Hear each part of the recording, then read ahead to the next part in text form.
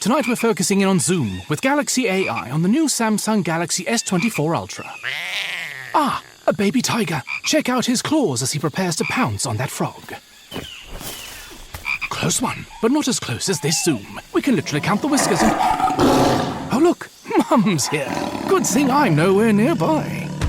Go wild with Galaxy AI on the new S24 Ultra and zoom in on the epic day or night. Get yours now at Samsung.com.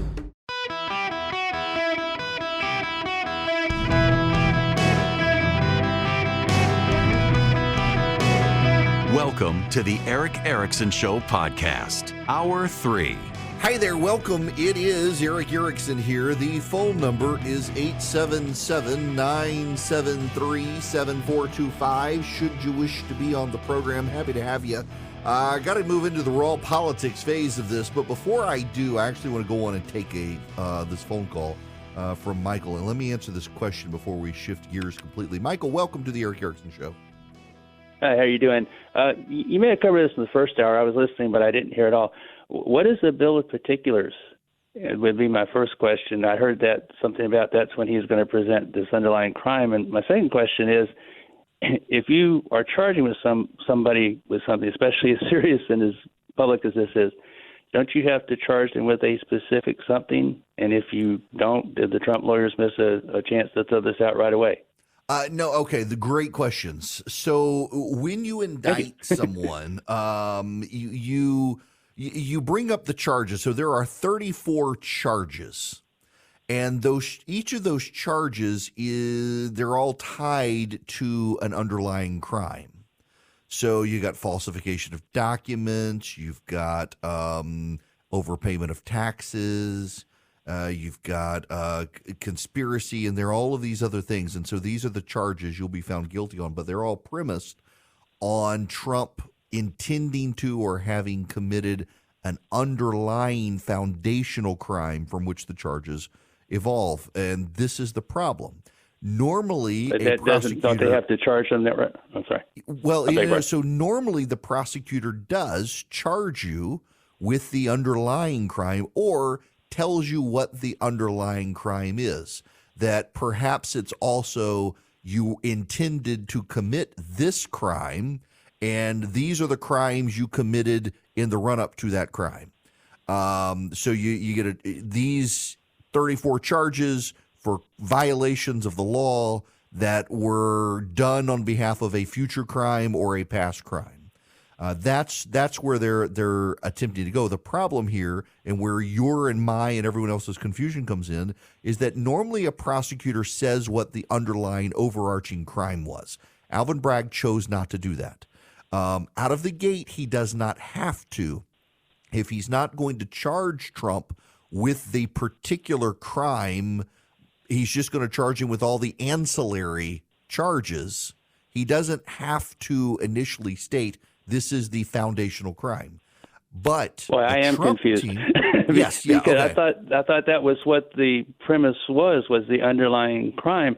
The other ones don't hold water if you don't have that particular crime. Exactly. Is that correct? That's the problem. However, you can allege Donald Trump was attempting another crime, and he didn't get to commit that crime. But along the way, he committed all of these other crimes trying to get to that one. So you don't have all of the elements met for the overarching crime yet. So let me just, I talked about fraud earlier. Let me talk about fraud again. So with fraud, you have elements. You have to make a public statement. You have to knowingly make that statement be false. You have to do it in order to deceive someone, and that person has to have reasonably relied on the statement to their detriment. So the prosecutor could say Donald Trump was attempting to commit fraud. He made a public statement. He knew it was false. He did it with the intent to deceive, and then say, well, he didn't have anybody reasonably rely on it. So I can't charge him with this overarching crime. But along the way, here are all the other crimes he committed to get to that crime. I'm going to charge him with those and take that whole package to the jury. That's not what Alvin Bragg did, though. What Alvin Bragg said is there is a crime. We're not going to tell you what the crime is, But Donald Trump committed all of these violations of New York business law in commission of this overarching crime that we're not going to tell you about.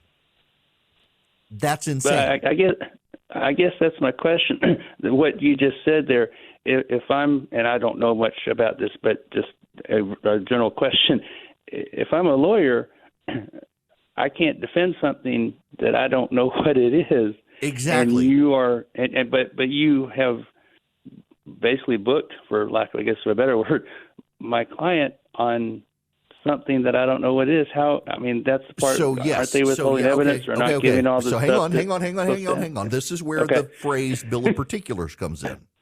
The response for the Trump's lawyers is to demand what's called a bill of particulars. And when a DA charges you, says there's an underlying crime, but we're not going to tell you what it is, the Trump team asks for the bill of particulars. And that is, we're charging you, and it is a document that says this is the underlying crime that we're tying all of these things to. You committed this violation and this violation and this violation, all 34 of these violations about this underlying crime. And they have to tell you what the underlying crime is. And at that point, the Trump lawyers go to court and make a motion to dismiss everything, saying you can't charge these things because you can't even prosecute the underlying crime if it's campaign finance. If it's a future lie to tax authorities, you can't charge these underlying crimes because that future lie is dependent on fraud and no one relied on your statement. So, so this is at a very early stage. That's why it's confusing. When you first charge someone with these crimes, you don't have to state everything. You kind of hold your cards back. But before you get to trial, you got to reveal everything. How long do they have before the prosecution has to present this bill of particulars? Is there a particular time limit? Yeah, so the judges set the next hearing for December 6th. So they have to hand over all of the evidence to the defendants. The defendants get to review all of the evidence. The defendants get to make any requests directly to the DA they want to make. And if by December 6th the prosecution has not handed over the bill of particulars, then they get to ask for it. Now, that's December 6th. You got a long time to go. Nothing exciting is going to happen along the way. But here's the catch. If you get to court and you've asked for the bill of particulars, they haven't given you the bill of particulars, if you want to get it in advance of the hearing December 6th, you can make a motion now, and the judge will inarguably grant you the motion. If you then get to December 6th and Alvin Bragg is still saying, well, it could be A or it could be B, the odds are the judge is going to tell him, get out. No way. You've got to pick one now. You can't go from April to December and not have decided your theory of the overall case. Yeah, that's horrible preparation. He shouldn't be a lawyer if that's the case. Exactly. Yeah, in my opinion.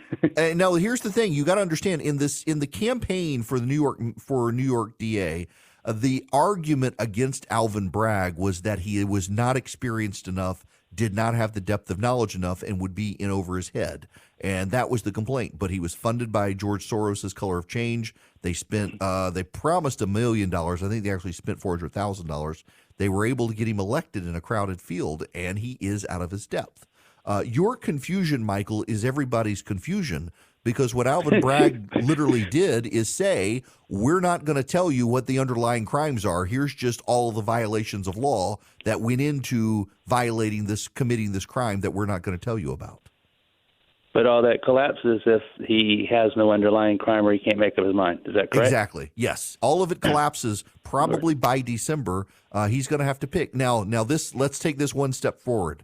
Let's say he says, all right, these crimes were done because Donald Trump was in the middle of a presidential campaign and he didn't want people to know about Stormy Daniels or Karen McDougal, and so he had to pay them to shut up so it wouldn't come out and hurt his campaign. Well, now there's a problem. New York law and New York judicial precedent say you can't prosecute someone in New York who's a federal candidate if the laws involved are federal crime or federal campaign laws. So suddenly Alvin Bragg doesn't have a case. Wow. Sounds like he really messed up. Do I have time for one more question Yep, I heard yesterday? Sure. Now this is going to be a strange question, but please bear with me here. So I heard somebody, and it was I think he was a local lawyer who had practiced in Manhattan, and he says that adultery is still a crime up there. So here's my question: If Bragg had gone at this at an angle of adultery, would he have had a winnable case? No, and so here's why. Adultery is actually against the law in most of the 50 states, but it's considered an unenforceable law at this point. So it's still on the books. So he could have in brought it, states. but it wouldn't have worked. Okay. Yeah, he could have brought it, but it wouldn't have worked. Half the New York judicial system would have had to go to jail too, probably.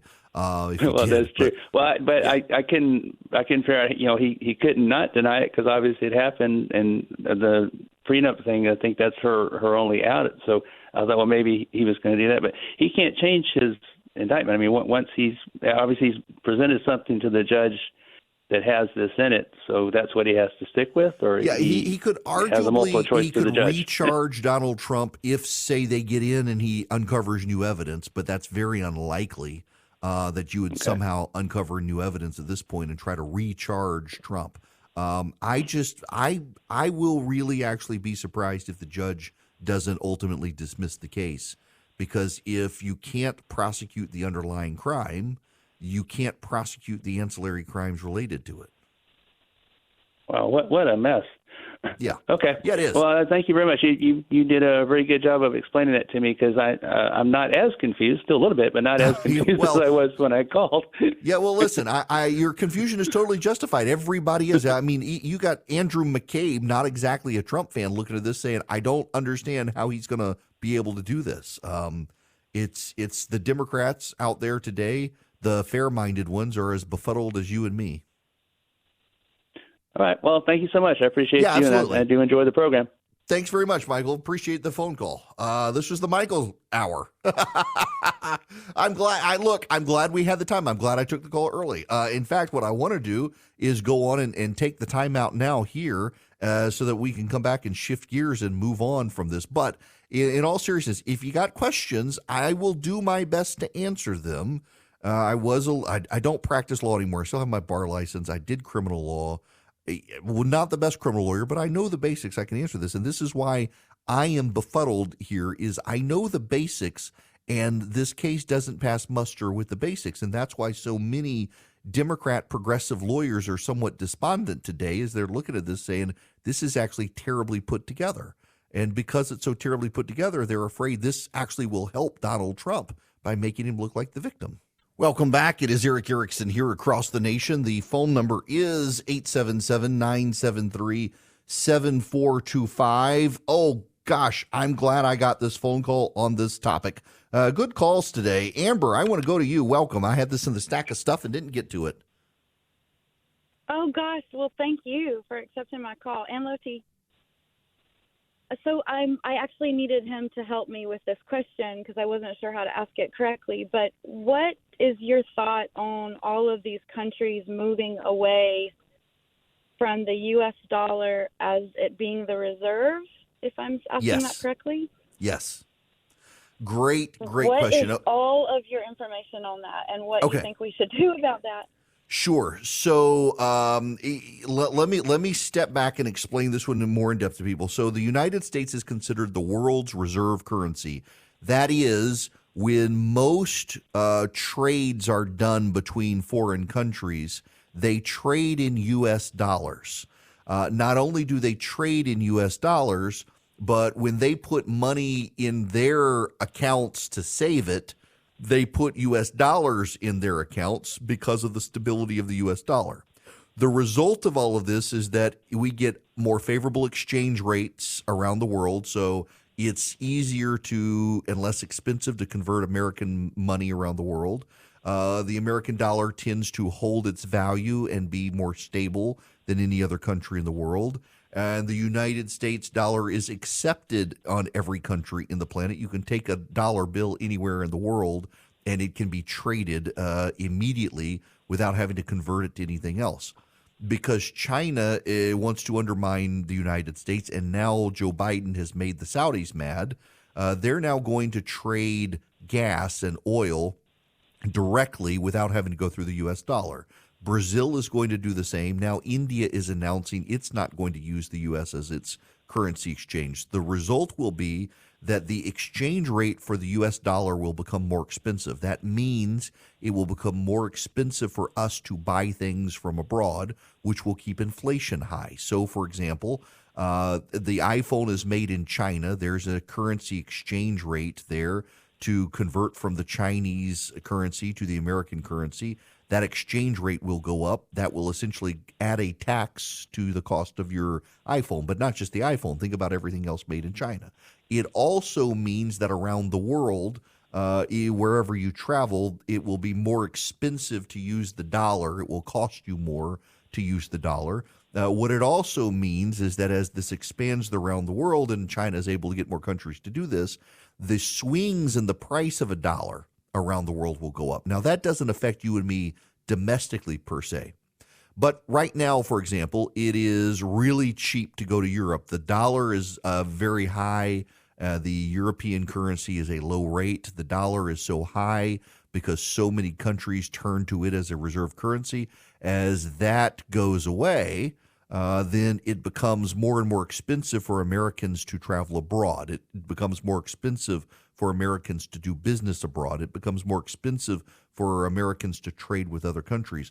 All of these things happen because there are competing currencies in the world with which people can trade, which means there's less scarcity of tradable currency, which means there's more competition, which means there's lower prices. And those lower prices help China and hurt us. China is essentially doing a backdoor effort to destabilize our economy and keep inflation high in this country. One of the ways to fight this? Raise interest rates. What happens there? Makes our money even more expensive. What happens there? Your cost of getting a car loan or a mortgage become even more expensive. All of these things were foreseeable and predictable, and China was very open it was going to do these things. But the Biden administration thought it was better to alienate the Saudis over the Jamal Khashoggi killing than just suck it up and realize that the Saudis had some leverage over us. By the way, I was getting gas before I came to the studio today, and I noticed the price of gas is up. The price of regular unleaded at the pump I was at was about $3.40, and Supreme unleaded was over $4 again. And yeah, that's not good. That's kind of a problem.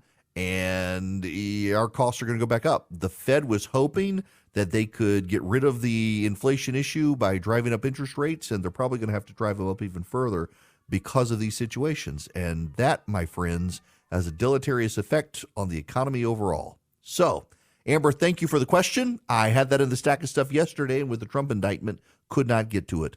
Now, I will take more of your calls when we come back, and then also, what does Ron DeSantis and Nikki Haley and Mike Pence and the rest of them, what do they do in this situation with Trump so dominant right now in the conversation again? I got answers. Hi there, welcome. It is Eric Erickson here, looking at the gorgeous day at Augusta National, the par 3 tournament, all the kids out there, the azaleas in bloom. I really want to be there. I'll be there Saturday when it's pouring down rain. Okay, I got people on call. I've been enjoying the calls today, by the way. Thank you all for that. Enjoy answering your questions. I do the best I can. Make it up when I don't know the answer. I lie. I actually sit here and Google so I can tell you what smart people say. The phone number is 877-973-7425. Should you wish to be on the program, let's see if I can actually get this mouse across and over and go to Brian. Welcome to the show, Brian. Hi, Eric. Good afternoon, sir. I hope your wife and you are doing well, sir. Thank you. We are. Fantastic. My question is, Anheuser-Busch is a global brand. Their PR firm recently supported Dylan Mulvaney, a trans influencer. Some of us look at the go woke, go broke type of mindset. Could you give us what are your thoughts on that? There have been other companies in the past that maybe have not felt the impact of hashtag go woke, go broke. What's your thoughts on that, sir? Okay, I gotta tell you, I would love to have been in the marketing meeting between the outside marketing agency and the internal people. I mean, can you just imagine the guys from LA came in and sat down in St. Louis with the Anheuser-Busch marketing team and says, guys, we have a great idea. Like we want your urine that identifies as beer to have a man who identifies as a woman, and there's synchronicity in the process there. Trans beer uses trans woman, and it'll just be brilliant, guys.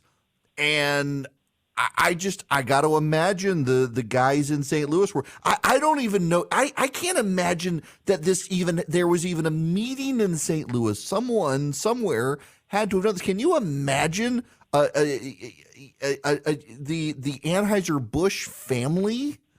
What is his name? Adolphus Busch or whatever, going like, you want our beer to be branded what? Do you know who the constituency is? I look at the St. Louis Cardinals. That's Anheuser-Busch Stadium.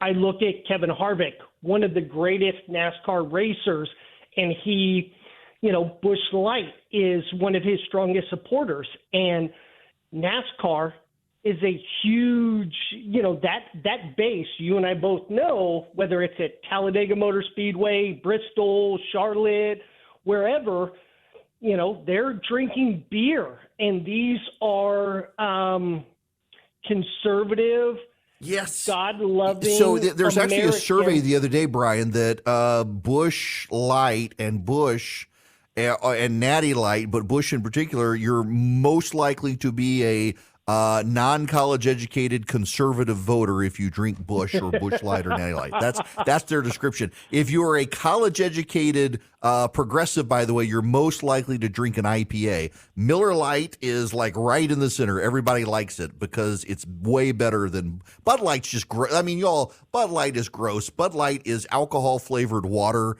that is just not good. Miller Lite, at least, has the best alcohol to calorie ratio among light beers in America. You can drink it and feel it, and it tastes better. Yeah, Coors Light is awesome too. Yeah. Coors Light is fantastic. I got Miller Lite and Coors Light in my refrigerator, like one door down in my office. I don't have Bud Light. It's trash beer, but it's the trash beer of people who just want to drink beer and have a good afternoon, and they don't want to worry about the woke politics of this guy. And here's the other thing, Brian. This is the thing that gets me. Oh, you hit the button here, Brian. This is your fault here. This guy, Dylan Mulvaney, is not a trans woman. He is a caricature of a woman. When you watch his shtick, he's not living the life of a woman. He's living the life of a bad, misogynistic caricature of a woman in the bright pinks, in the flamboyant outfits, in the la-di-da, all of it. He's not living the life of a woman just doing the grind. No, he's doing a stage performance of what he thinks it must be like to be a woman, and they're treating him seriously. I don't know how the hell people at Anheuser-Busch thought this was a good idea. Maybe it must be the European, South African super conglomerate or whatever it is that owns him who comes in and says, guys, we're going to expand to a new constituency today. And no one was allowed to argue with them back on this. I mean, how does this happen? Now, I suspect we're calculating is that no one's ever going to know. Our trans beer hires a trans woman to transition our constituency from good old boys in the South and college kids up north shotgunning beer to the trans community, which is a vastly smaller constituency. You're talking less than 1% of America, and you're going to alienate everybody else with this? And I realize there will be people who say, why does it matter to you? Well, it matters because it's not truth. It matters because not only is it premise on a lie, but you're promoting someone who isn't living authentically as a woman, who has not transitioned to be a woman, but has transitioned to be some sort of media icon doing a poor performance of a stereotype of a woman. Y'all, surprise, I'm not a woman, but you know who is? My wife. This is what galls me about this, in all honesty. This guy will never know what it's like to have a period. We'll never know what it's like to have endometriosis. We'll never know what it's like to have ovarian cysts. We'll never know what it's like to have breast cancer. We'll never know what it's like to go through menopause. We'll never know what it's like to give birth. We'll never know what it's like to actually live the actual life of an actual woman anywhere on planet Earth. And we're supposed to celebrate him by putting on pink outfits and growing his hair out long and effeminizing his voice and painting his fingernails and taking bubble baths. And, oh, this is what it's like to be. No, the hell it's not. And Bud Light and Kamala Harris and the media, he's been a woman for 365 days. No, he hasn't. He hasn't had a period in that time. Hasn't had to worry about birth control in that time. The only reason we're taking this seriously is because he's a white man. That's what infuriates me about this. That's what this guy in particular. Because when you watch his shtick, take all the other trans women out there. Take Caitlyn Jenner. She's just trying to live the life of a woman. She'll never be one, but she's trying to live the life of a woman. She has bad days. There are days she doesn't put her makeup on. I say she when I should say he. He gets it. Caitlyn Jenner gets it. Even what's his name, the surgeon, the Assistant Secretary of Health and Human Services gets it, Rachel Levine. But this guy doesn't get it. He's doing a stage act of the embodiment of male stereotypes of women from the 1960s and how he dresses. And we want to celebrate that. Every woman I know has in some way busted her ass to get where she is, whether it is in the home, raising a family like my wife, or at work, working through the trenches in a world that in many careers actually has been dominated by men, and they're fighting to just be an equal with the rest of them. And along comes this guy who does a stage impression of a woman dressing up like a woman, having facial reconstruction surgery to look more feminine. And we're supposed to pat him on the back for his grand successes of being a white dude who got attention already as some sort of actor doing some shtick to pretend to be a woman, elevating himself in the grand pantheon of women who aren't actually women, when the real women are out there just trying to get ahead in life, take care of their family, and make a living. You should be offended by that. And it's just madness to me that progressives aren't. After all of this work of trying to fight for equality for women, now the most equal women out there are the white men who've decided they're women, and we're all supposed to cheer them on? And Bud Light puts a beer. You know, Bud Light, you want a real beer. What is your real men of whatever beer? Do one for the real women out there who are at home raising their 5 kids while their husband's gone all the time for work. Do one about my wife who had to have a mastectomy when she was 25 years old because of the breast cancer history in her family. And then she wound up getting an incurable form of lung cancer. She rides a Harley and she does strongman competitions and 3-gun competitions. And she's raising the family while her husband's traveling all the time, trying to make sure she doesn't have to go to work and take care of her health. Why don't you do one about a woman like that who stays home and she quilts and she makes clothes for the kids. She does all the stuff with the kids. She's involved in school. Why don't you do one about the women who go to work every day, who have to go to the workforce and then still go home and do the laundry and take care of the kids and make sure their husband, who just wants to go watch the Masters, is engaged with the kids and helping do homework? Why don't you do one like that? But you don't do one like that. You do one about the guy who decided to have reconstructive surgery so he looks more feminine and goes to the White House for all sorts of praise, who hasn't had to put in the work of being a real woman ever. Yeah, it does make me mad. Be angry, but do not sin.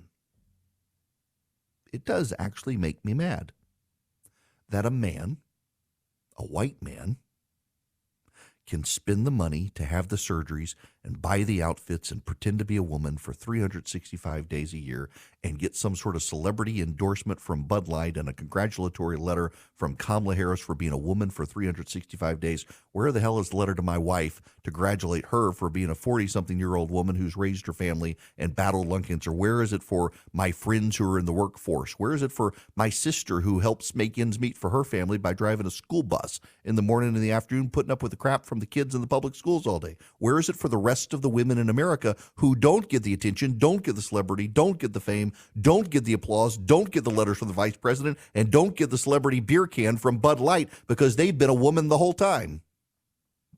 That crap should make you mad. All right, Brian, this was all your fault. Now I got to go to Ron.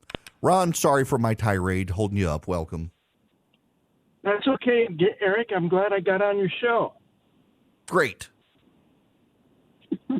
What's going on? My question is, Stormy Daniels had to pay former President Trump over $500,000 in legal fees. How is that impacting My name is Stella. the New York indictment case? Okay, so it's not, and Ron, the reason it's not is because the lawsuit was unrelated. So Stormy Daniels sued Donald Trump for defamation. She claimed that men in a parking garage harassed her or put her life in danger or something for her claims about her affair with Trump. And Trump said it was a total con job. It never happened. It was a total con job. Not the affair issue, but her statement about men in the parking garage putting her life in danger, harassing her. And so she sued him for defamation, and Trump won that lawsuit. A judge said it was clearly Trump mouthing off his opinion, which he has a right to do. So it's actually unrelated from whether or not they actually had a sexual relationship. It's related to the statements she made and her suing him for defamation for his response to it. That's it.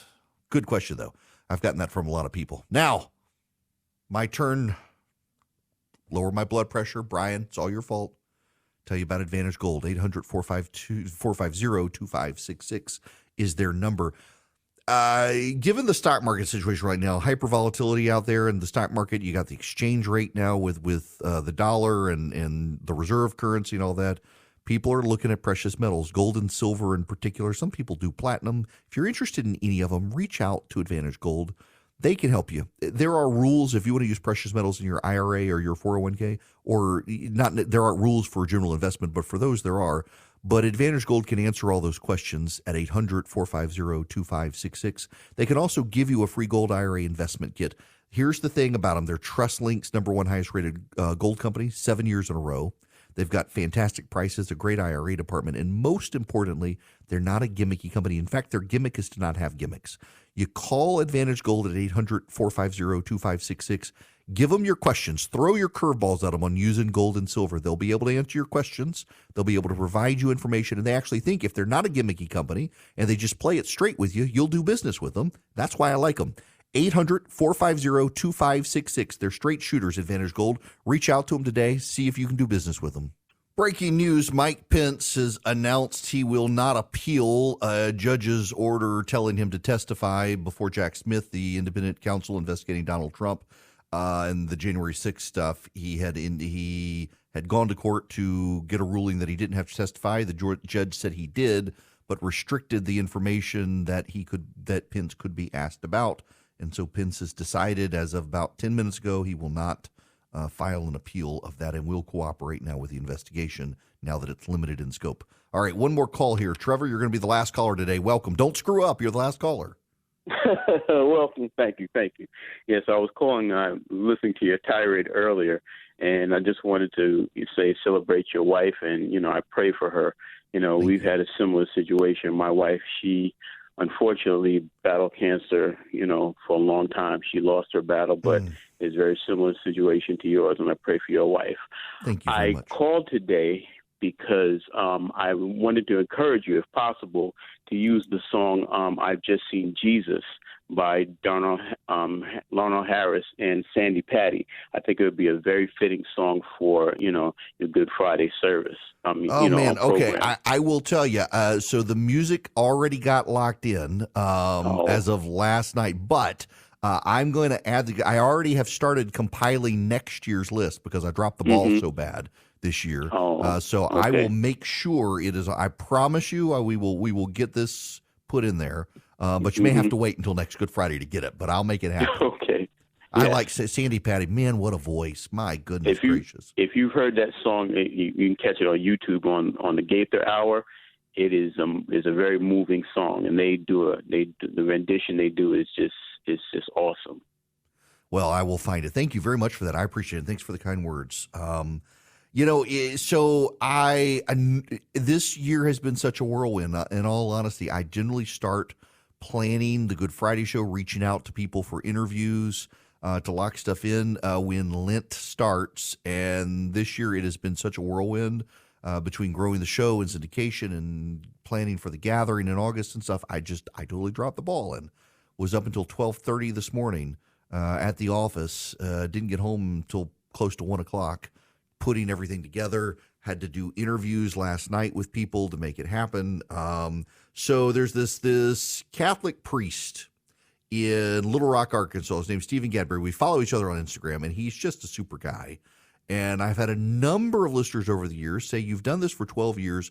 You've had Methodists, you've had Baptists, you've had Presbyterians, had a Greek Orthodox one time. Why haven't you had any Catholics? It's like, I don't set out to go denominationally. I just pick people I want to talk to.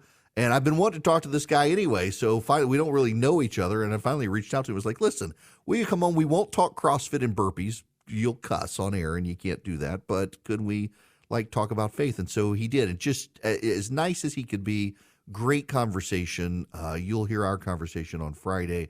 I'll have my friend Jason Dees with me as well.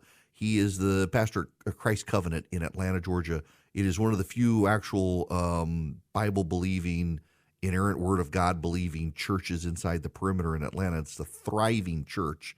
Massive amount of people under 30 years old in this church. Just really, really a great guy. Got me in a accountability group as well. He's just a good guy. And then Tim Keller. In fact, one of the problems that stretched out last night is I did my conversation with Tim Keller last year. Did not want to bother him again this year, but then I forgot how long the conversation was, and it just messed everything up, having to piece things together. And then I'll be here some on Friday for you guys as well, and not just pre-recorded stuff. We want a fresh Good Friday show for you with great new music as well. We'll see you tomorrow. It is Ryan here, and I have a question for you. What do you do when you win? Like, are you a fist pumper, a woohooer, a hand clapper, a high fiver? I kind of like the high five, but if you want to hone in on those winning moves, check out Chumba Casino. At ChumbaCasino.com, choose from hundreds of social casino-style games for your chance to redeem serious cash prizes. There are new game releases weekly, plus free daily bonuses. So don't wait. Start having the most fun ever at ChumbaCasino.com. No purchase necessary. VGW Group. Void where prohibited by law. See terms and conditions. 18+.